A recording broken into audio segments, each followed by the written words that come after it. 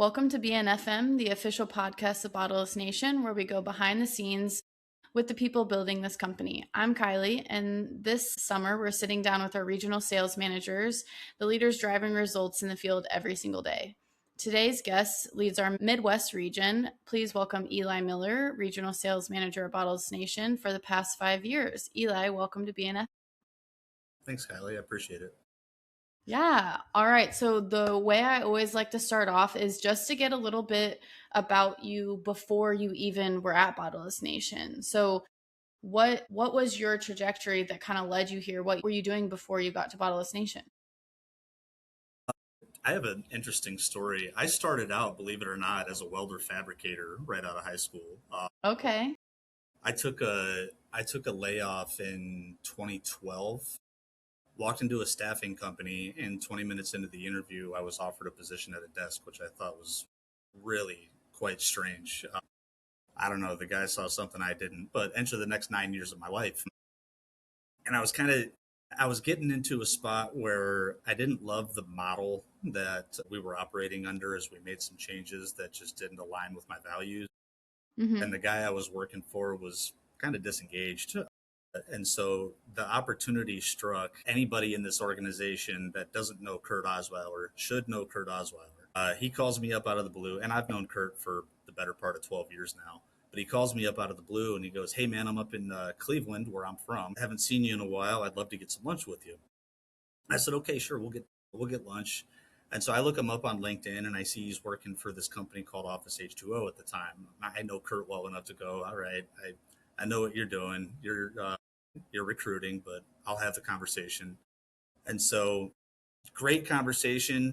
It led me to be introduced to Austin. I'm not going to lie. I actually tried to back out of the interview that was set because I was just a little too stuck in a comfort zone that Kurt and Austin helped me get out of. And it kind of led me to where we started April of 21. I like it. I like it. When you started, was there anything that you were kind of surprised by? I'm sure it's hard going from one industry to the other and, kind of switching gears. But was there anything where you were like, oh, wow, okay, this is kind of not what I anticipated? I would say the autonomy of the sales. I came from a world where my boss checked on me 3 or 4 times a day. "Hey, what are you working on? Hey, what'd you run into? How's your Yeah. afternoon?" Whatever. You get those calls from time to time, right? In my early days, I reported directly to Austin Beach, and he would call routinely, but he wasn't helicoptering, right? Yeah.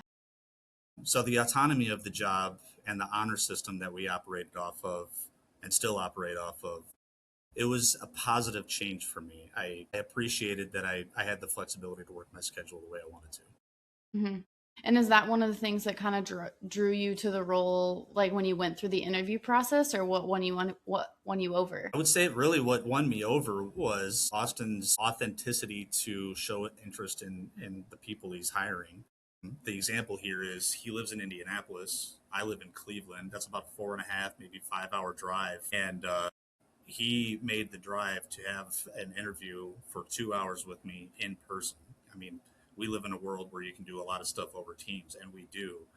But he drove all the way up to have this conversation with me in person, present the information of the job to me, engaged in just kind of like a real time conversation versus just like him talking at me like a lot of employers would do.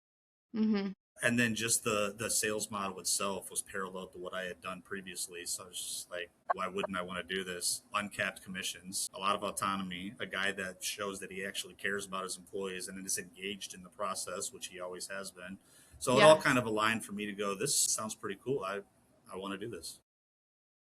I like that. I'm sure it means a lot too, especially if you didn't necessarily feel like you were, I don't know, appreciated in like other roles to have someone go out of their way to meet with you. I feel like that's pretty cool. It's a hike up there to Cleveland. It's a little bit of a drive, a little bit of a drive. So let's dive into your first 6 months with Bottleless Nation. What did that look like for you? You mentioned obviously having autonomy, but what struggles or things did you run into that you had to overcome in that time? I came from a world where I mean, I was in staffing, and so I came from a world where everybody was always hiring and somebody wanted to talk to me. And I had to learn that not everybody wanted to talk to the water guy, and that's why Mm-hmm. volume is so important. The emphasis on cold calling in this world is massive, and you, I had to learn to really embrace the mundane of knowing that I'm going to go out and I'm going to pull 20 to 50 cards today, and one day might produce 15 leads, one day might produce two, and you might have some days where it's a goose egg and you go home with the tail between your legs, and it just kind of is what it is. As long as you're willing to get back up and do it again, right? So it was, Mm-hmm. I guess, in a nutshell, embracing the mundane was probably the biggest struggle. And once I understood it, is when I started to take off. At least to me, what felt like taking off. Yeah.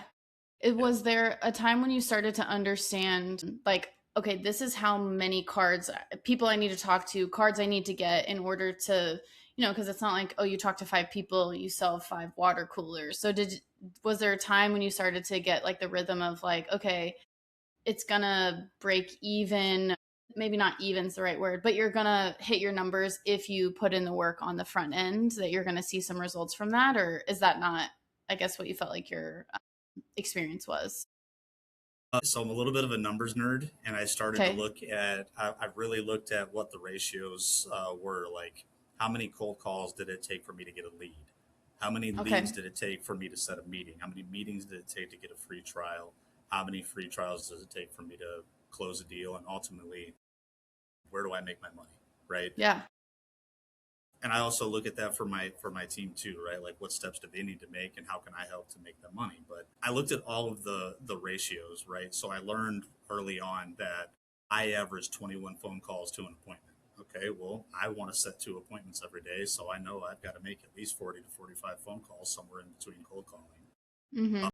So once I started to understand that mix a little bit more, it all kind of became clear to me. And really, I started to realize that appointments was the name of the game. My colleague, Dustin Cavaleris, would argue that we're in the appointment setting business over anything else. And I agree with that. That was a fantastic way to put it.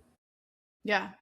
That's interesting. And do you feel like getting no's is hard for you, or do you feel like you can easily just brush it off and keep moving forward? Because I feel like that's probably, I don't know, working in sales, I feel like that would be hard to get no's often.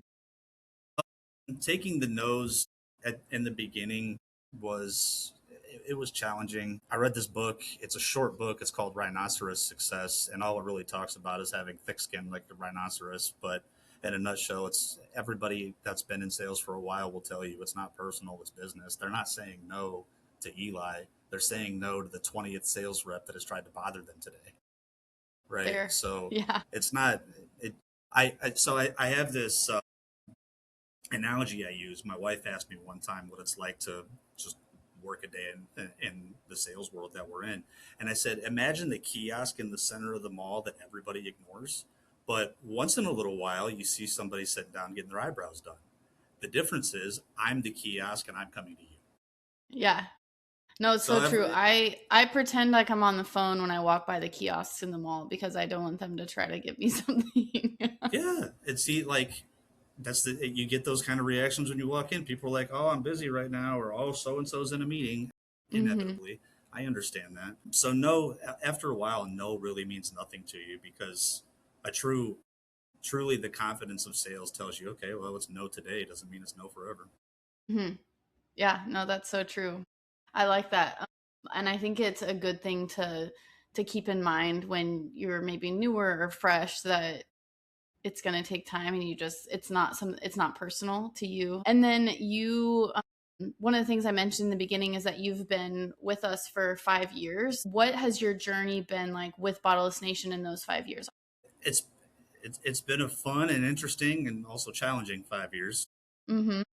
So I was hired originally as Cleveland sales manager with the same metrics to meet as every other account executive throughout the organization.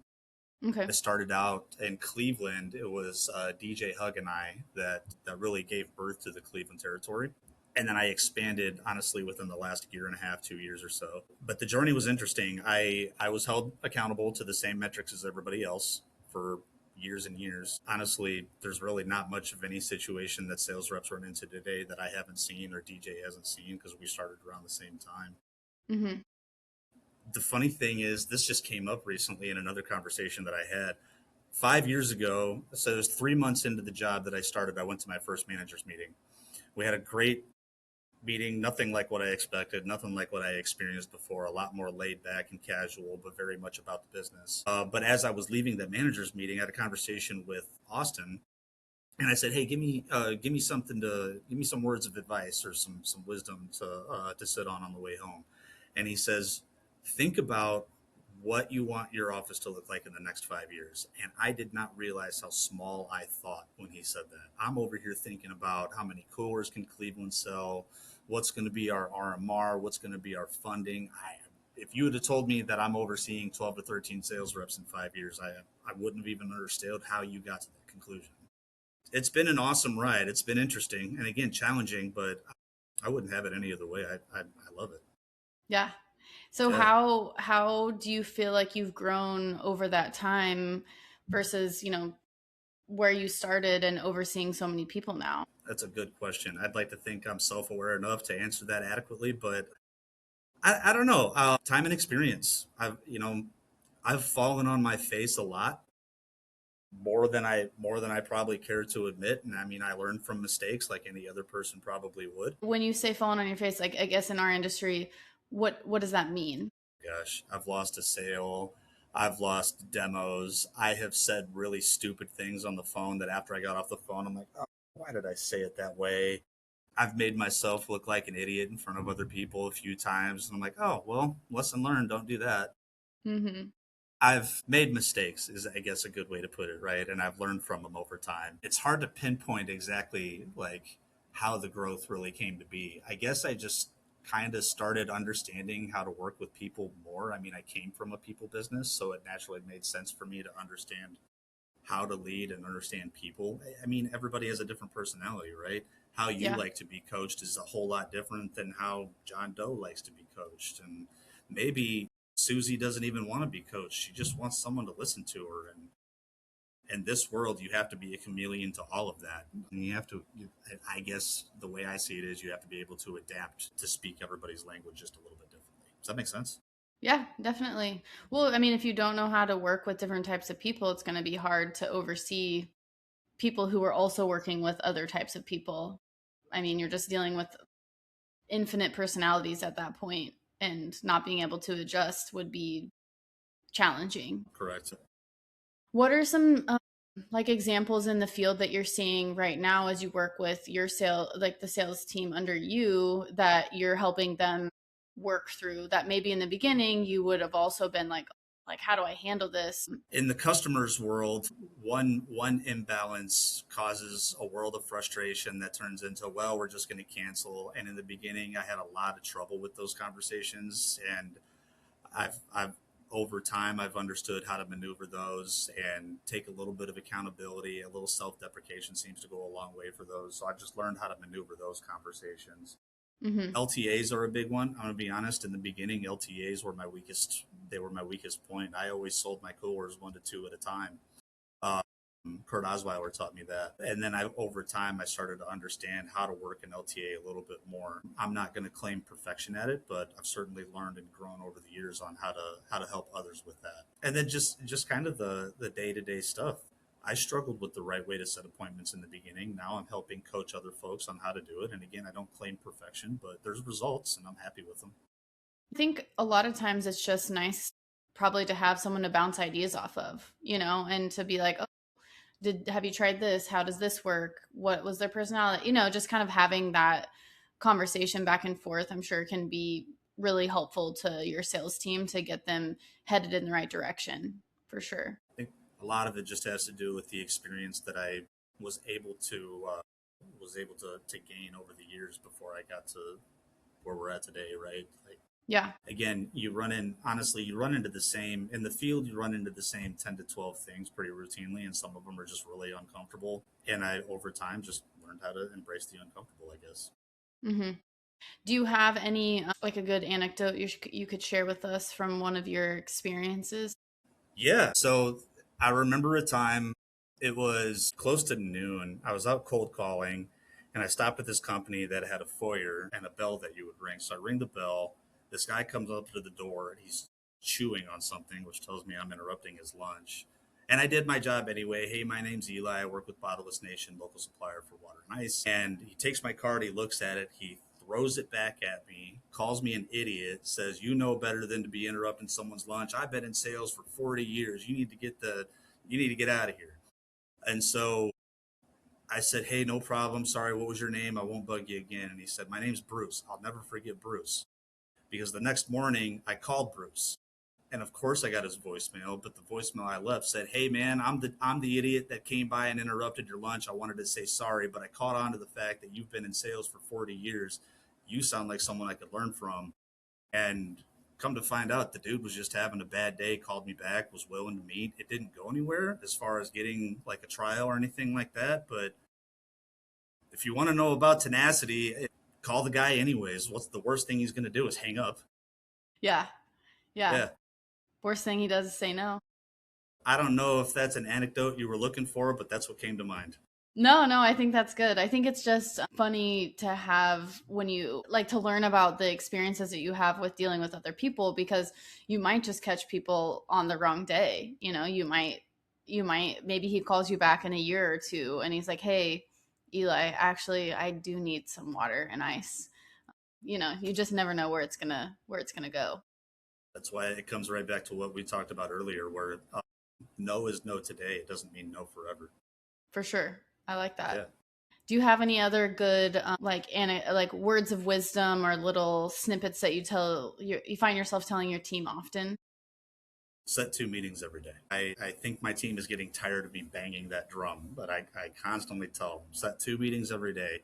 If you can do that, I promise it will make you money. That, and the adage that has been going around this year is embrace the mundane, which I've said a couple of times already, right? And embrace the mundane truly means get out of your car, do the 20 cold calls, make the phone calls, have the exact same conversation 100 times a week.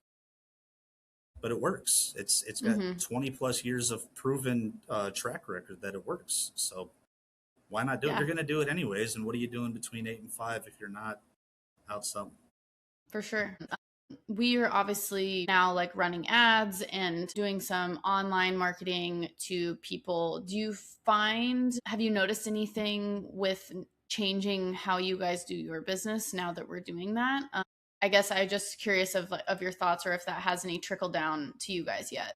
What I've noticed with digital marketing is it seems to be gaining current customer attention more than new business. Okay. Not to say that it hasn't gained new business, just from what I've Mm-hmm. seen and witnessed and the reports that I've kind of kept or paid attention to.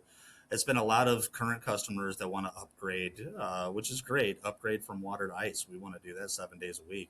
And the best sales reps, which is everybody on the Bottleless Nation org, will have a conversation about add-on equipment. Let me talk about a Coupa. Let me talk about industrial ice. I would say that we've seen an increase in ice sales, Mm. certainly some Coupa movement, but I mean, we just kind of really dove into this initiative pretty hard this year. So I am excited to see what will come of it as more time goes, but that's what I've seen so far. Yeah. Well, and I'm curious about it, especially because we come from a background in this company, and I think our industry generally, that they're doing, cold calling, door-to-door sales, which is very different than the digital marketing side and running ads and having people come to you. Well, you're coming to them first in a sense, because obviously you're delivering them the ad, but they're like, "Oh, that's something I'm interested in." So I'm just curious in the long haul of like how that starts to influence the sales side of things a lot, because obviously there's a lot of companies who they sell solely on, digital marketing.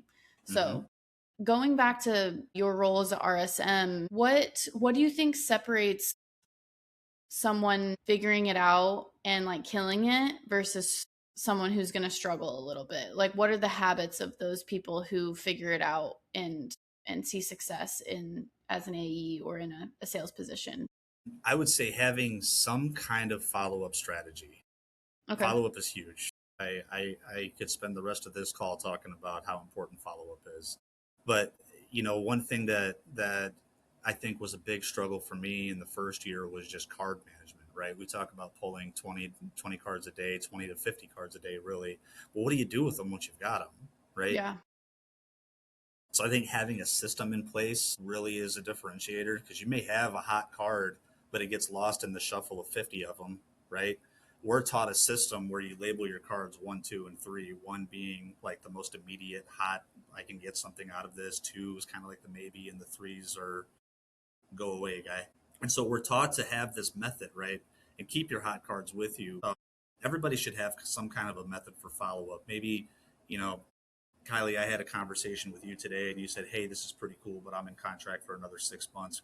Follow up with me a few months later." Well, that can easily get lost in transition. So if I have something like Outlook, Waterdesk, or I personally like to keep an Excel sheet, if I have something in place, then it's easy for me. Kind of like how a CRM would work, right? Hey, we talked Mm-hmm. 3 months ago. I know you said contracts up in 3 months. I have a program that might be able to help you out, where we offer a 3 month free. That's another conversation, but in my mind, I think that's what would have helped me out sooner, is if I would have Okay. started using it. It was introduced to me early, but if I would have truly grasped it and started using some kind of a follow up system sooner, I mean, it only helps dial it in on the pipeline. For sure. So some level of organization and being able to keep people straight who's, in your funnel, I feel like is key, seems like. It really is, yeah. Yeah. Having a organization is the best way to put it. Having some sort of a system to keep yourself organized Yeah. without overthinking it, I might add. I'm imagining, like, I don't know, maybe this is a niche to my age range, but like Pokemon cards, and they're all just filled with like, business cards of like leads of people you need to get in. Like, that's what I'm imagining. Like, just I'm a in book that of same cards. generation. I'm in that same Okay. generation, and I actually started. I still have a binder with old cards in it, like you're talking about, in my Yeah. desk. But they're back apparently. What else? We talked a little bit about like the organization, which I think is really key. What's something that you feel like either someone did tell you and it didn't click until later, or something you wish someone had told you in the beginning that would have helped you maybe have success faster? Or you're obviously in this role for a reason, so you were doing something well. But is there anything that you feel like is good to know when people are starting out? I wish I would have thought to it. I wish someone would have told me a little sooner to make more phone calls. It's obvious, but it wasn't so forefront of the mind for me, right? I would collect all these cards, and then we have a dedicated half day call day every week on Thursdays, and once a month we have an all day call day. Hmm. And I had this weird mindset of like, all right, I'm going to go collect all these cards, and then I'm going to make all these phone calls in this 4 hour window, or maybe 8 hours if I stick around, instead of dialing daily. And I mean, why not, right? I should have my cards with me, and I should be Hmm. making those calls every single day. Austin was the one that said something about this one time, and it has forever stuck with me. You know, the old saying, phone, wallet, keys? Hmm. He would always say, phone, wallet, keys, cards. Always have your cards with you. Stay strapped. Stay strapped, right? But I don't think he Hmm. said that to me until like 8 months in, and then it all kind of clicked with me. I'm like, oh yeah, I can dial more than once a week. Yeah. Go figure. Hmm. And maybe you're not getting a hold of them in that small time frame, so it's like you're gonna have to keep trying. Be a little more creative about your timing. Yeah, they might not be available from 8 to noon when I'm in the office once a week. They might be available only Mondays at 2. Who knows? Yeah. Yeah. Yeah. No, that's good to know. Is there anything that you do, like if you're in a sales slump, you're doing the things, but maybe your ratios are off for some reason that week, month, or whatever it is. Is there anything that you do that helps you get out of a slump, or is it just dialing, making calls? Well, there's two things I would think of. If I'm really in a slump, that means my pipeline isn't looking so good, which means I probably don't have meetings on my calendar. Mm-hmm. In our world, we call a blitz day a day where you go pull 50 plus business cards. So the first thing I'd think of is, okay, nothing's on my calendar. I guess I'm going to go have a mid-month blitz day, or maybe back to back, right? Shouldn't be a big deal to go pull 50 cards if there's nothing on your calendar. And then part two to that, something that I always like doing is, it was usually once a quarter, I would go back through my Waterdesk calendar. Obviously, if you're documenting your meetings in Waterdesk, then you have something to refer to. But I'd go Mm-hmm. back through my Waterdesk calendar, and I would pick apart the ones that I didn't get a demo from, or ones that I quoted but didn't go very far, or even if it did get a demo, but it didn't secure, it didn't land. I'm following up on those. And every now and then you get something out of it. And even if you're not, it's still a warm call, which gets the confidence up enough. Okay, this person remembered me. We had a good conversation. Now let's carry that into some phone calls that might generate some new business. We were talking about being okay with getting a no, and you're talking about the rhinoceros. I wanted to say elephant, rhinoceros, right? So Rhinoceros Success is the name of the book. Yes. Is there any other reads that you've really liked, or podcasts or anything that have helped you to grow as a salesperson? Well, Rick always shares Ed Milet, which I've always enjoyed for the purpose of leadership and just getting my head around different ways to think. John Maxwell was a favorite of mine. Mm-hmm.